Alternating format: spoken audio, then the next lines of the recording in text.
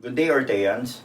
Your lecturer for today is Professor Ivan Jerome Genoza, top 7 in the December 2017 Criminologists Licensure examination. Don't forget to subscribe and hit the bell button to receive the latest updates. Take it away, Ivan. 11. Okay? 11. Okay? Contemporary means, ano? Okay? Yes, having approximately the same age as one another. Okay? Yan. Contemporary. Okay?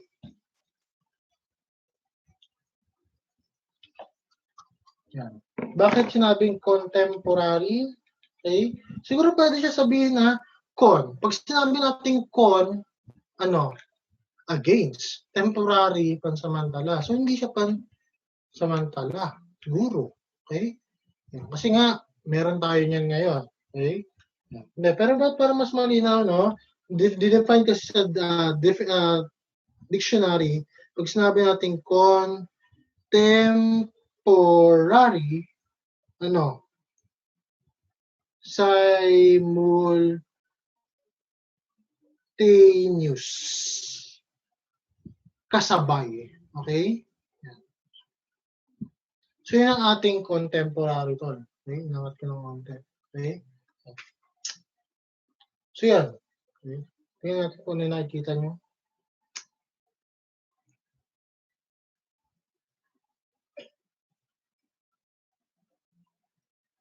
Okay yan. So yan pare. Okay, yun ang ating contemporary. Simultaneous or kasabay. Having approximately the same age. Tayo ba? Contemporary ba tayo? Yes, kasi gumraduate ako 2017 lang. Okay, so early 20s pa lang ako. Kayo rin siguro early 20s lang din. Okay? So yan, na tayo ay contemporary kasi halos magkasunod tayo ng age. Halos magkakaparehas lang tayo ng age, pare. Mga lang siguro ako matanda, no? Okay, so yan. Okay, having kept in place for 30 years, kinulong, nakatago for 30 years, hindi na siya contemporary, old na siya, parang kabaliktara na siya ng up-to-date, updated. Genuine and a blemish, ano yan? Original, no? Contradictory, siguro yan, question or suspicious document. So yan, very good. Sagot dyan ay contemporary, having approximately the same age. Okay? Yan. Ano yung A? Ancient document. Okay? Okay? So yan, no? Pag sinabi nating A, have been kept in place for 30 years, so yan, have been kept in place, yeah, pag have been kept in place, di ba, magfo-fall. Hindi mafo-fall. Okay? Pag mafo-fall, iba na yan, pare. Okay? Yan, no? Magfo-fall siya under ancient document. Okay? Punta nga tayo para sa next. Okay? So yun ha, pag contemporary, updated. Okay? Contemporary handwriting standards. Yes, pagbigyan natin request, nabigyan ng emphasis ang contemporary handwriting standards. Okay? Yan. So, gaano daw katagal yung average age ng contemporary handwriting? Okay? Gaano siya katagal? Siya ay 5 years. Very good. Okay? Contemporary, 5 years. Okay, tol, madali lang yan, pare. Okay? Ang dali lang niya. Okay? Okay? Contemporary. C-O-N-T-E. Konte, tol. Konte. Okay? So, ilang letters yan? 5. So, ilan yung finger sa hand mo? Unless may putol dyan or polydactyl ka. So, yan ay 5. So, ano yung pwede natin sabihin pag konti? Yung mabibilang mo lang sa kamay mo. Di ba? Halimbawa, konti lang yung beses na naramdaman kung mahal niya ako. Di ba? So, ano yun? Mabibilang ko lang sa kamay ko yun. Diba? 4 hanggang 5 lang, pare. So, yun yung contemporary.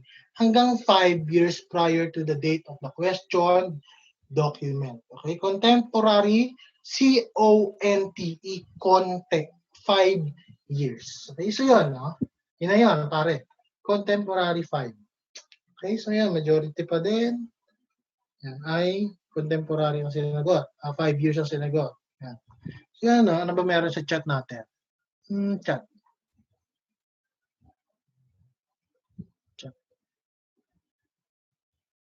Okay? Ang collected po ba admissible sa court? Yes, no? As long as na complete yung requirements. Yan, pare. Yan. Ano yung requirements na yun? Must be, origin is known. Okay? Yung mga yan, yung kanina, na origin is known. Ano pa? Okay? Ano ba yung mga yan? Origin is known. Okay? Can be proven, can be legally used. Okay? So yan, collected, pwede rin. No? Sinabi ko lang, pwedeng mas valuable, no? Mas convincing, no? Pag requested. Yeah? Although yes, no? Acceptable pa rin naman siya. No? Yan. So yan, no? Next. Okay, punta tayo dito. No? These are specimens of handwriting or typescript of which are of known origin. Ano yan? Letters, exemplars, samples, document. Pag sinabi nating letter, no? Kaya letter, number 13 tayo. Okay? Yan. Pag sinabi natin exemplar, ano yun? Yun. Exemplar, nawala na yung notes ko na exemplar. Yung exemplar daw ay, kopyahan, imitation. Pwede mong pagkopyahan. Okay? So, yun. Yes, no? Known origin, so pwede na siya masabi na exemplar. Okay? Sample exemplar, parehas lang. No? Pero pag legal term, exemplar ang gagamitin. No? Pag sample, medyo vague. No? Document, general, anumang bagay na may nakasulat at may pinaparating sa'yo. Okay? Ang letters, ano yung letters? No? Pwede sabihin letters ay, di ba, yung mga characters na nakasulat sa mga document, A, B, C, D, ayan, letters. O pwede naman na letters ay, a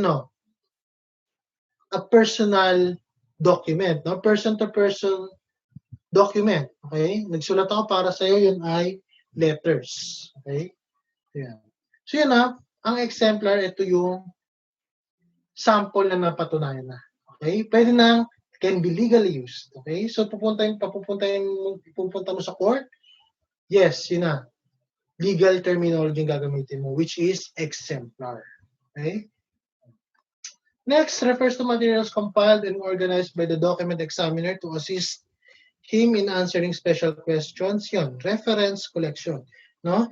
Nagkolekta ka ng mga collected standards. Okay? Yung mga requested standards mo, isinama mo dun. Okay? Di ba? Para in case na kailanganin mo sa future, yung mga collected standards na yan, magagamit mo bilang support or reference. So yan, reference collection. Okay, tandaan ang portfolio. Ano yung portfolio? Okay, portfolio, compilation ng mga information. Okay, big yan. May pictures, may documents.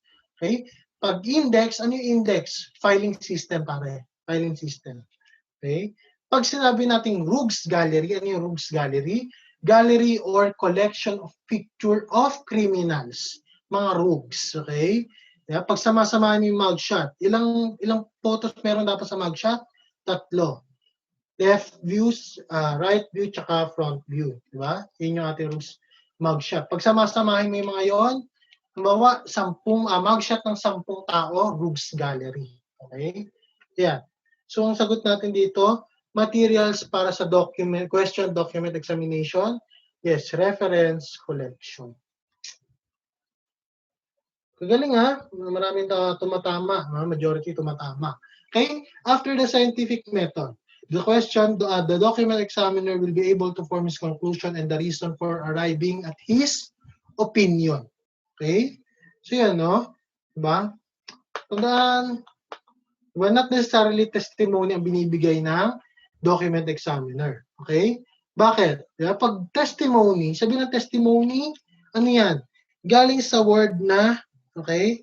Totoo to pare, hindi to bastusan, no? Testes. Ano yung testes? Testicles. Or yung tinatawag namin na gall-teb. Okay? Bakit? Okay? Kasi nga, di ba, noong unang panahon, iba yung, pag pagpapahalaga ng mga tao sa kanilang pagkalalaki, di ba? Isinusumpa ko sa bato, no? Mamatay man ako, cross my heart, hope to die, maputol man ang aking kaligayahan, nagsasabi ako ng totoo. Okay? Ganun yung halaga ng testimony, di ba? Yung mga tao, para mapatunayan nila, para mapaniwala mo, para convincing na nagsasabi sila ng totoo, manunumpa sila, hahawak sila sa kanilang testes, okay?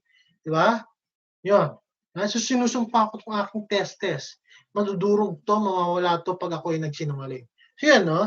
Bilang patunay na ikaw ay nagsasabi ng totoo. Testimony. Testimony, saan ginagawa yan? Sa court, okay? Kadalasan yan, testimony, pag meron na litem, no? Or may lawsuit na, okay?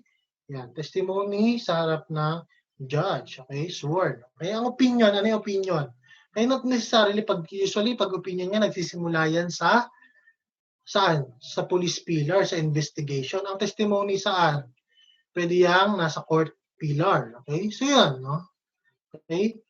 Yan. Document examiner, una yung gagawin muna, opinion muna. Okay?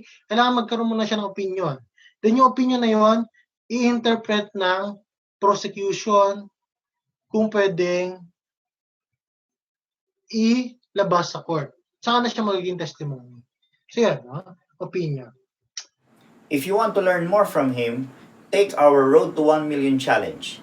If this channel hits 1 million subscribers, we will release the rest of his lectures. Or you can watch the rest of his lectures now by enrolling in Ortea Criminology Review. Just message us on our Facebook account for more details. See you soon, Orteans!